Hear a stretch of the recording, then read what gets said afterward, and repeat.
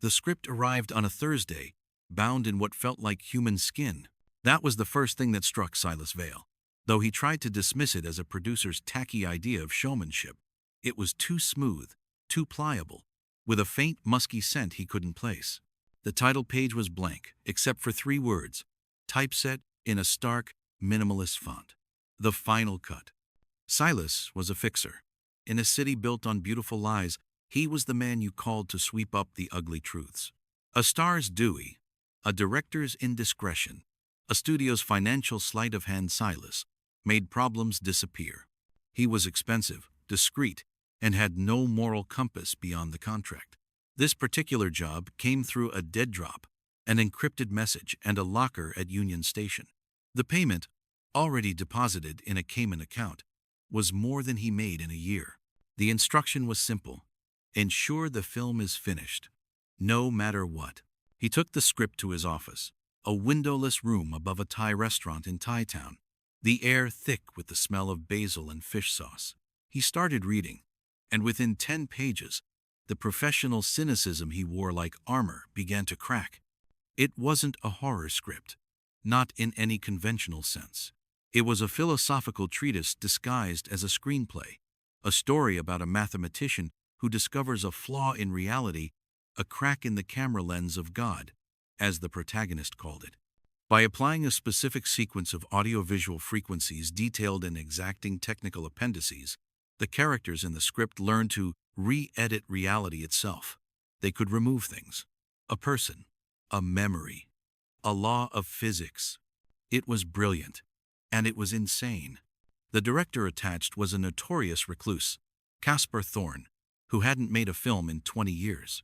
The lead actor was a former A-lister, Julian Crowe, whose career had cratered in a haze of addiction and scandal. The rest of the cast and crew were a ghost list of faded talents and desperate newcomers. The whole production was a monument to hubris, shooting on a soundstage in the bowels of an old studio in Echo Park that most people thought had been condemned. Silas's first visit to the set felt like walking into a seance. The soundstage was cavernous and dark, lit only by the eerie, cold light of the monitors. There were no trailers, no craft services, no usual bustle of a film set. The crew moved with a quiet, ritualistic precision.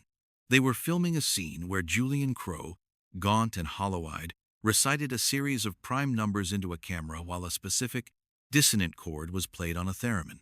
Thorne, a skeletal man with eyes that burned with a feverish intensity, barely acknowledged Silas. "You are the custodian," he said, not looking away from the monitor. "Your job is to keep the noise out. The signal must be pure." "The signal?" Silas asked. "The prayer," Thorne replied, as if it were the most obvious thing in the world.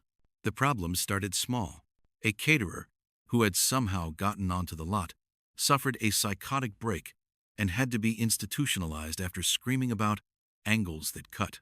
A security guard quit, leaving a note saying the shadows in the stage weren't empty. Silas did what he did best. He paid off the caterer's family and found a new guard, a stoic ex-Marine with no imagination. But then the lead actress, a young ingenue named Lillian, vanished. Not in the usual Hollywood way, no missed flights, no benders in Vegas. She was there one moment, rehearsing a monologue about the void between frames, and the next, she was gone. No one on set seemed particularly concerned. "The script required an edit," Thorne said calmly when Silas confronted him. "Lillian's performance was impure. She introduced variables. She has been written out." Silas felt a cold dread seep into his bones. He went to Lillian's apartment. It was not just empty, it was void.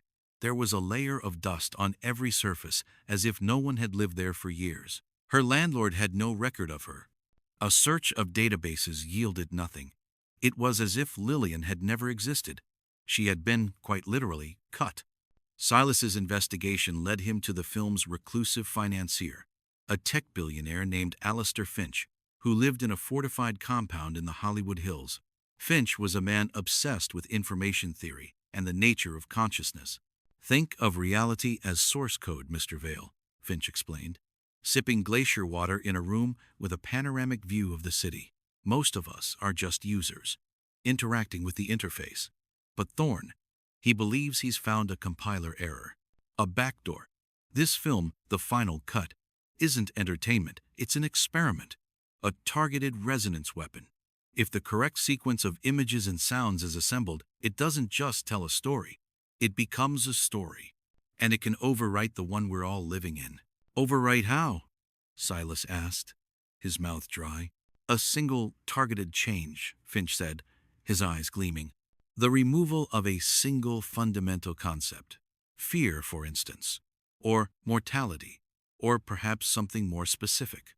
A person. A nation. An inconvenient memory from one's own past. He gestured to the city below.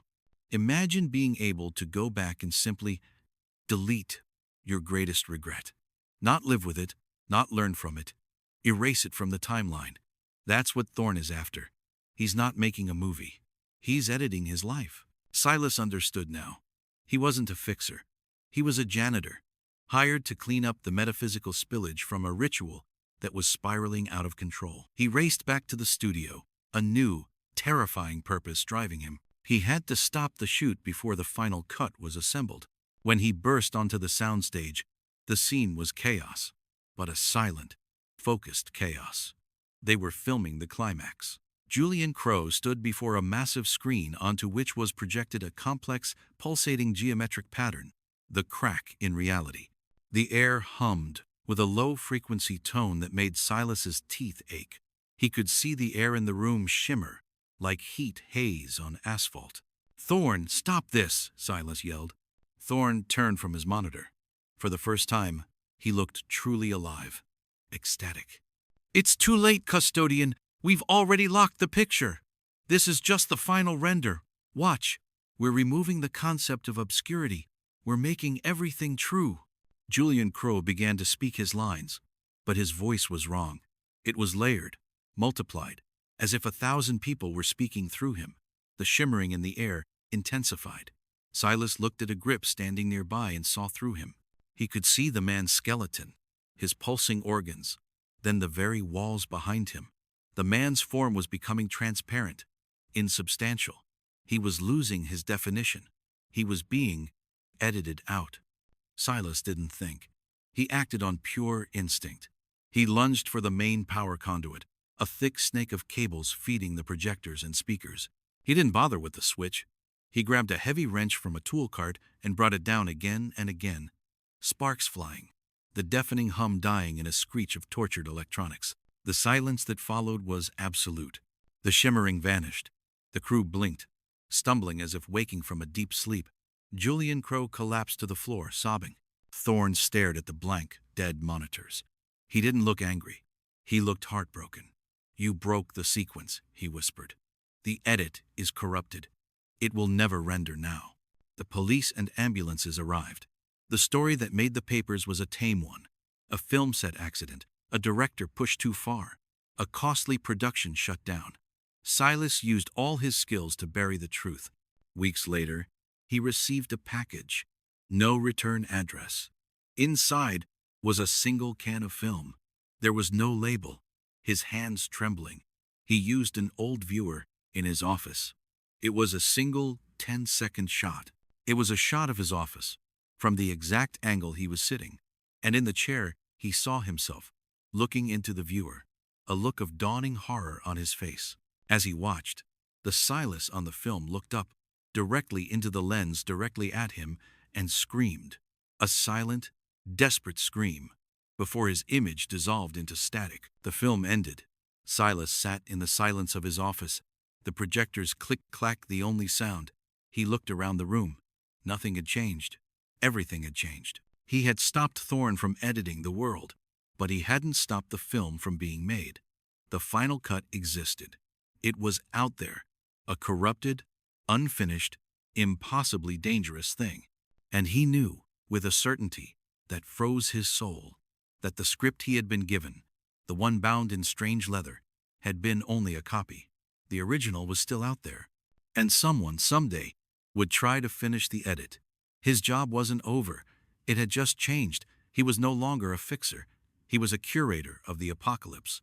And the first reel was already in the can.